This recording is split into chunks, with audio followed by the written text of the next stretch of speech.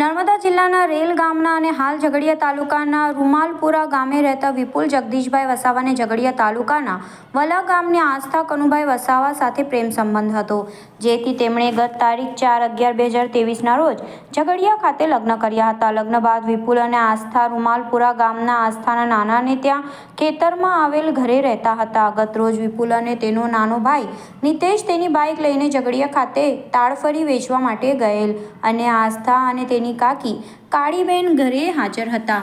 સાંજે 7 વાગ્યાના આરસામાં વિપુલ ઝઘડિયા હતો ત્યારે તેના પર તેની મામી પૂનમબેનનો ફોન આવેલો અને જણાવ્યું હતું કે તારી પત્ની આસ્થાને ખેતરમાં આવેલ બોરવેલ નજીક કરંટ લાગતા જમીન પર નીચે બેહોશ હાલતમાં પડી છે અને કંઈક બોલતી નથી. આ વાતની જાણ થતાં વિપુલ તથા તેનો ભાઈ ઘરે આવ્યા હતા અને તેની પત્નીને ઘરમાં સુવડાવેલ હતી અને ઘરમાં પૂછપરછ કરતા પરિવારજનોએ જણાવેલ કે બપોરે 3:30 વાગ્યે ઘરથી આસ્થા ચા બનાવીને ચા પી તેના દાદાને ચા આપવા માટે બીજા ખેતરે ગઈ હતી અને તેના ઢોરોનો ઘાસચારો લઈ 6:30 વાગે પરત આવેલ. તે વખતે આસ્થા ખેતરના બોરવેલ નજીકના ઇલેક્ટ્રિક ટ્રાન્સફોર્મરના થાંભલા અને તાણિયા નજીક જમીન પર નીચે બેહોશ હાલતમાં પડી હતી.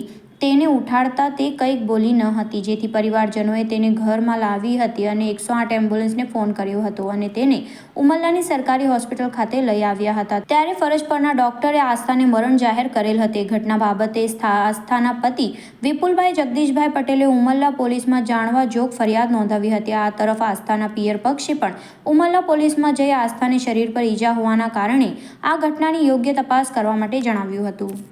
શું ઘટના બને? મારું નામ વસાવા વિકાસભાઈ કનકભાઈ છે. તો રાત્રે મારા ફ્રેન્ડનો ફોન આવ્યો હતો કે તારી બેનને હોસ્પિટલમાં લાવ્યા છે.